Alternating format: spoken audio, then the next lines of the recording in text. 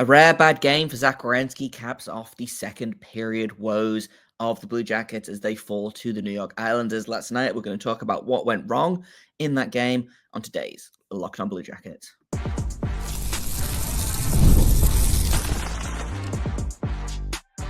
You're Locked On Blue Jackets, your daily podcast on the Columbus Blue Jackets, part of the Locked On Podcast Network, your team every day.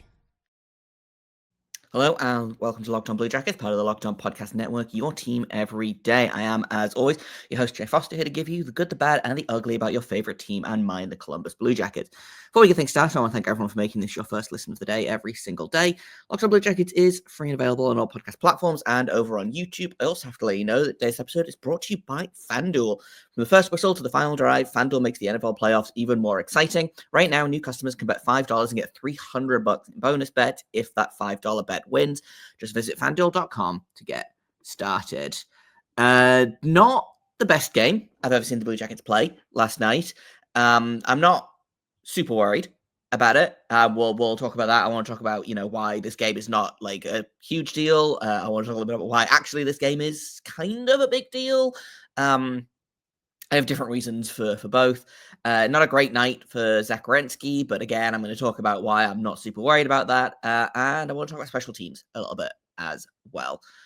So let's start off with just kind of like some base game things. The Blue Jackets have scored 1 goal total in their last 2 games. It's back to the road games. I don't know what it is. They score goals basically at will at Nationwide. They go on the road. They left all of their goals with the cannon, I guess. I believe they've scored more home goals than any other team in the NHL, or at least that was true a couple of weeks ago. I wouldn't be surprised if they've scored the fewest goals of any team on the road. Just, again, the road woes continue for the Blue Jackets, and it wasn't a great game. It evened out a little bit. I thought the first period was wobbly. Second period, obviously, they had that complete meltdown. The third period was definitely a period of hockey. I don't think it was bad. I don't think it was good. It just kind of existed, which is not great when you're like chasing a 2-goal deficit. Credit to the Blue Jackets for kind of picking it up a little bit in the third. I think Ilya Sorokin had a really good game, which the Blue Jackets are going to face goalies like that a lot more often now. They are not going to get away with being the team that you can just throw your backup goalie at every game. And I think that they took advantage of a lot of that. And I think this might be partially one of the reasons for the home versus the away different is teams will play their number one at home and play their backup on the road, typically speaking. Obviously, that is not like gospel. Some teams, it depends on who the opponent is. It depends on, is there a back-to-back? It depends on how long it's been since each team has played, etc., etc. But I feel like, typically speaking, like the Blue Jackets just got done with Igor Shesterkin on Saturday, and then last night they got the pleasure of Ilya Sorokin as well, who, for my money, is one of the better goalies in the entire league. I'm a big fan of Ilya Sorokin, and he made the Blue Jackets suffer last night, which was unsurprising, but was still kind of frustrating. But this is going to happen. Blue Jackets are going to face number one goalies going forward, and they've got a tough week ahead of them. They've got back-to-backs against Toronto and Carolina. That Carolina game is going to look real interesting, although I believe Carolina has increased their lead on the Blue Jackets. They were sitting at 5 points ahead with, I believe, 1 game in hand, and now I think they're 7 points ahead. They are 8 points ahead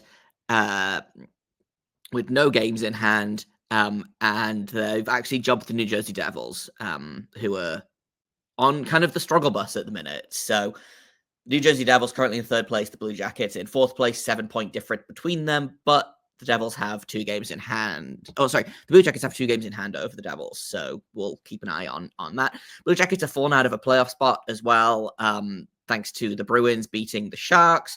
They have leapfrogged the Blue Jackets. They are now 1 point out of the wild card spot, and not quite scores on the doors, but tonight's standings are going to get real interesting because the Tampa Bay Lightning, the Ottawa Senators, the Montreal Canadiens, the Rangers, the Flyers, and the Red Wings are all in action tonight. All of those teams, the Blue Jackets could really do with losing. So we'll see what happens there in terms of who should win, who shouldn't win. Honestly, my hope is mostly just that the games finish in regulation. Stop giving 3-point games to teams that we're in direct competition with, but we'll get into that in a second here. I want to kind of finish off my thoughts on this game first before I get distracted. It just wasn't a great game for the Blue Jackets. Like, even taking away the kind of the oh well, it's a road game. Of course they weren't gonna be very good, but like they lost on face-offs. They lost both special teams. They were out hit. Like, New York blocked basically everything that moved. They had more giveaways. They had fewer takeaways. Like, that's just the basic stats that are on NHL.com for the game. Like, shots on goal were 26-25. Blue Jackets just couldn't take advantage. And again, it goes back to, yes, Sorokin was having a good game, but the Blue Jackets need to learn to score on the road. I haven't gone back and updated my my goal differential for home games versus road games. At one point, it was that they were like a +14 at home and a -14 on the road. I suspect it's probably a similar numbers at the minute. The Blue Jackets currently at a -1 goal differential kind of overall. So we'll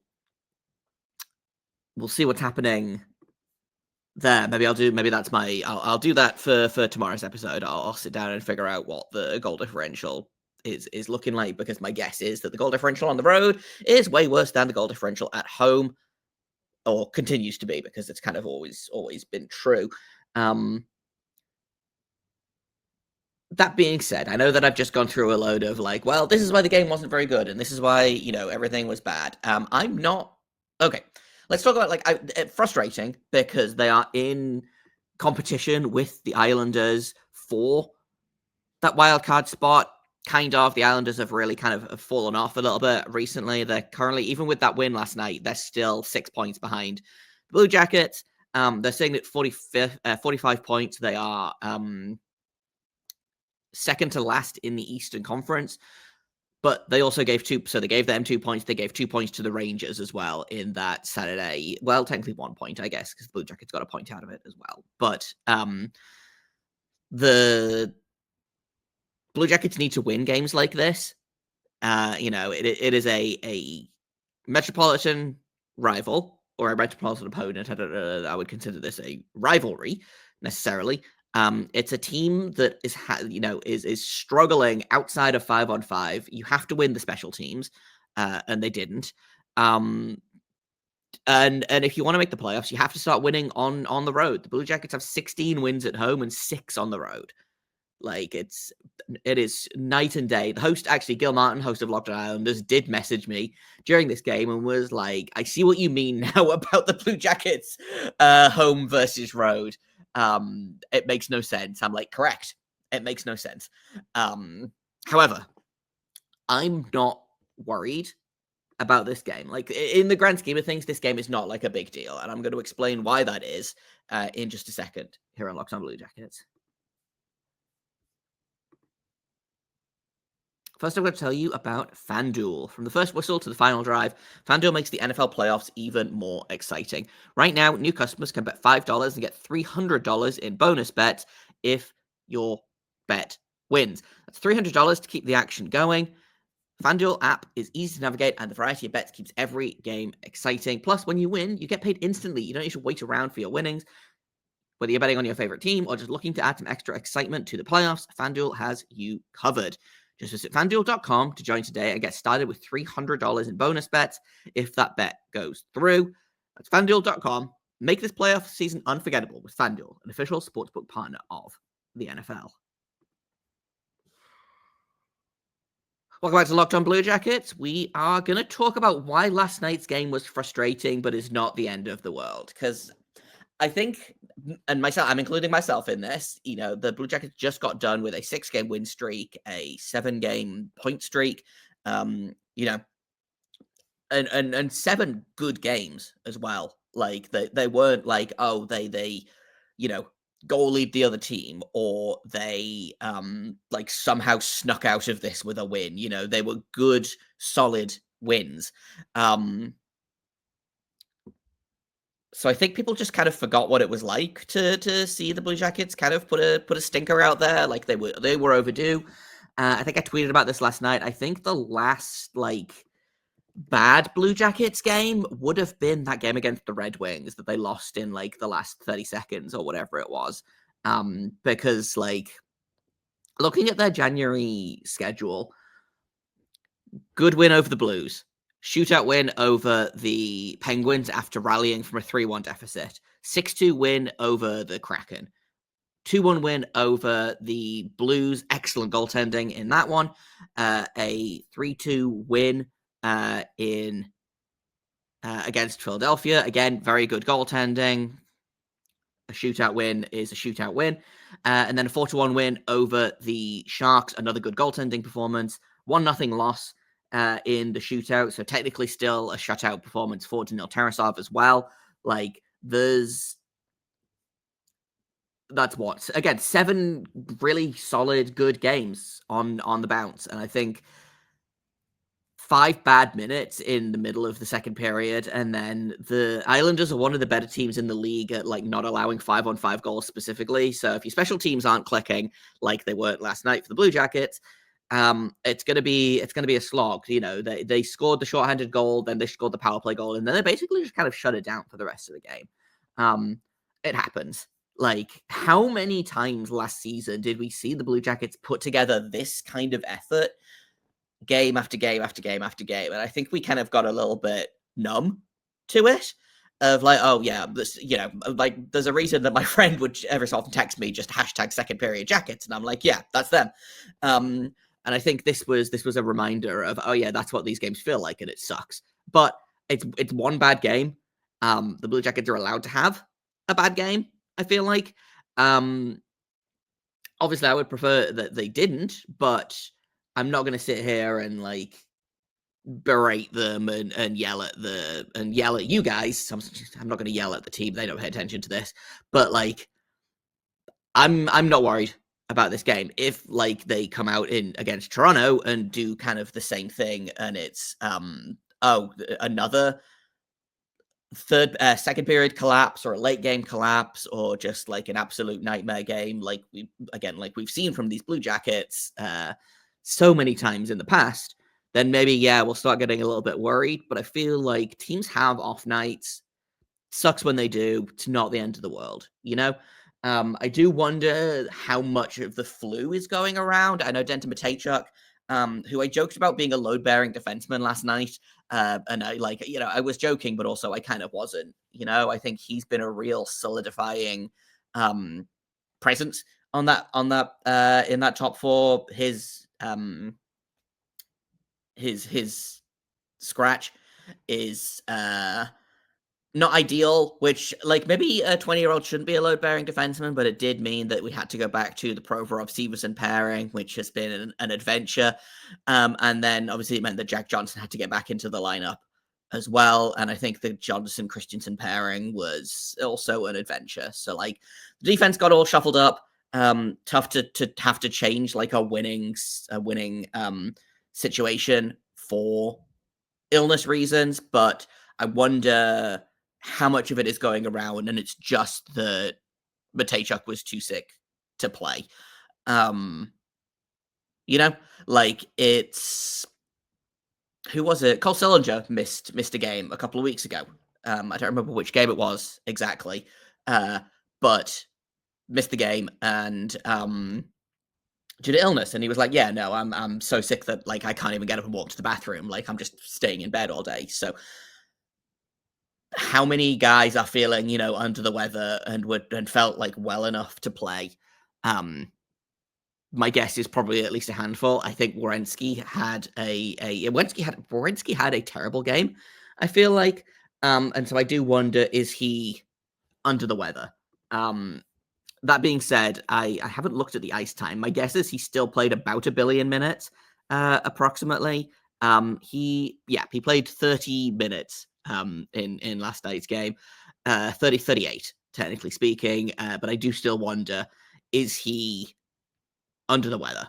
Because he just didn't look like himself. There was giveaways. He blew a tire like twice. I think one of the times he was helped down by an Islander, but it was just a very kind of un-Werenski-like game, which again, he's allowed to have an off night. He has been the MVP for so long for this team this season, and I think I think he's allowed to have an off night, but I understand being frustrated. But also, I do wonder, is he not feeling great at the minute? Now, the Blue Jackets are off today. They play again tomorrow, and then they play again on Thursday. So they need to get this sickness through the team and then gone. Because it's going to be a big back-to-back coming up again. Toronto and Carolina, two good teams that the Blue Jackets need to take points off of, really. So we'll see, essentially. I wanted to just point out as well, while I was actually looking at the time on ice spread, man, I get that they had to put Jack Johnson in. Dean Evason really doesn't trust that third pairing. So the ice time spread for the Blue Jackets defense last night was Zach Werenski played 30 minutes and 38. Provorov played 23-34. Fabro played 19-54. Severson played 17-17. Christensen played 9-48. And Johnson played 9-28. Like, Zach Werenski played literally triple either of those two guys. Like he played more than them put together. Which, again, feels like a problem. If you don't trust your third pairing defense to play at least half of what Werenski is playing, then like that feels, again, like you've got a bigger problem here. I understand that the last minute change up, Denton Matejchuk, too sick to play. They didn't want to put Johnson in, but also like, man, that's not a great, like. Again, we joke about load-bearing defensemen, but knock on wood, if they ever lose Werenski for any kind of amount of time, it's gonna get dicey in there. So yeah, had an off night, still played over half the game. I suspect that we'll see a much better Werenski on tomorrow, Wednesday, against Toronto. This feels like, again, sometimes you just have a bad night. We haven't seen very many of those from Werenski this season. We haven't seen very many of them from the Blue Jackets this season. So I'm not worried, not like gonna panic about it. Is what it is. Sucked. Move on. Because you've got bigger things to worry about, Let's take another quick break, and then I want to talk about what went wrong with the special teams last night. So we'll do that in just a second here on Locked on Blue Jackets. First, I'm going to tell you about SelectQuote, because in sports, having a winning strategy is everything. It's how the best teams make it to the Super Bowl, the World Series, the Olympics, the Stanley Cup. The same goes for life. Having a strategy like life insurance from SelectQuote can protect your financial legacy and keep your family's future secure. SelectQuote makes it easy to find the perfect life insurance policy. As one of America's leading insurance brokers with nearly 40 years of experience, they've helped over 2 million customers find $700 billion in coverage since 1985. What sets SelectQuote apart is their personal touch. Unlike other brokers that offer one-size-fits-all policies, their licensed agents tailor coverage to fit your unique needs. If you're in good health, you might even qualify for same-day coverage of up to $5 million with no medical exam required and It's more affordable than you think. You can get up to $1 million in coverage for as little as $20 a month. Get the right life insurance for you for less at selectquote.com/lockedonnhl. Go to selectquote.com/lockedonnhl today to get started. That's selectquote.com/lockedonnhl. SelectQuote. They shop, you save.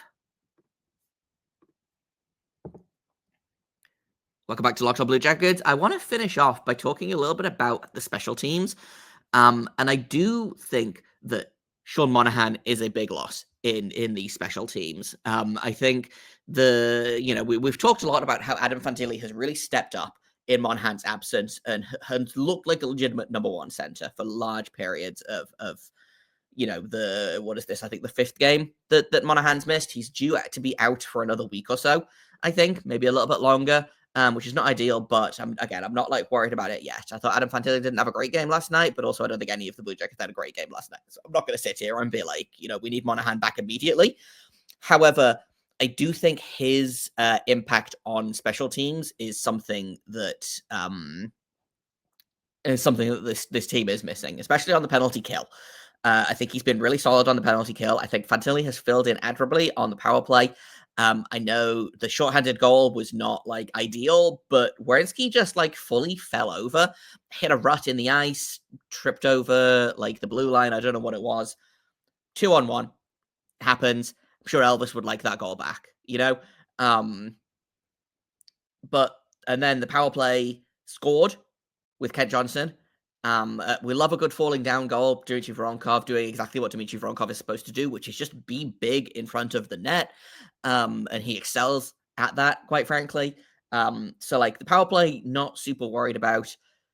Penalty kill is looking kind of scrambly, and I don't know if that's just because now that Monahan's out of the lineup, they can't win a face-off to save their lives, which the Islanders won 68% of last night's face-offs. In terms of our centers and how they did, Cole Sillinger won 23% of his, Sean Corrali won 57% of his, Adam Fantilli won 35% of his, and Luca Del Barbolis won 22% of his. So Sean Corrali was the only good face-off guy last night, which that's your fourth line center. Again, that's a problem. We know that Sean Monahan was boosting this team's face-off numbers, but I think it's really stark in like special teams, especially when being the first person to gain possession is really important. And so like at even strength, this team is motoring along okay without him. I really do think that they miss him on special teams. And I really think they miss him, especially on the penalty kill, because if you can win that first face-off on the kill, just sail it down the other end of the ice, then you killed off, 10, 15 seconds, and you have time to get set while they regather and try to enter the zone. And if you're on it, then you can just keep breaking it up. But if the team with the power play wins that first face-off, then it makes your life so much more difficult. And apparently, Sean Corrali is the only player on this team that is capable of winning a face-off right now. And they can't have him take every single face-off. Otherwise what happens is we get into a situation where a couple of seasons ago, for example, more than a couple now, we're talking like pre-COVID, I believe, Brandon Dubinsky would get on the ice, take the face-off, and then sprint as fast as he could to the bench for literally anyone else to get on the ice. And that's not a sustainable solution. So they miss Sean Monahan on special teams. Again, power play is fine. I would have liked them to score more than like one on their 4 attempts.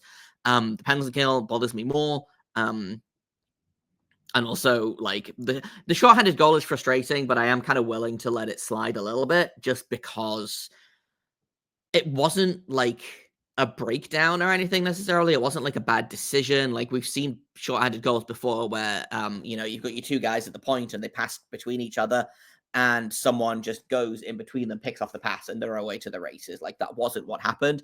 Werenski hit a pile of snow. I don't know what happened. Just kind of lost an edge. And that's all they wrote. Not worried about it. Like it's not a systems breakdown. It's just Zach Werenski fell the heck over. It happens not often,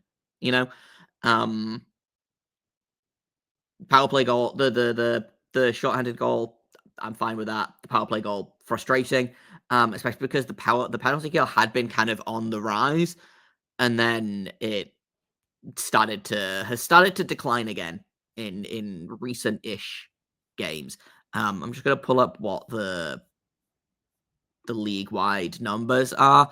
The Blue Jackets have dropped to 11th overall on power play, which is still fine, honestly. Like, I'm still thrilled with that based on the last several seasons of finishing, like, at the very bottom of the league.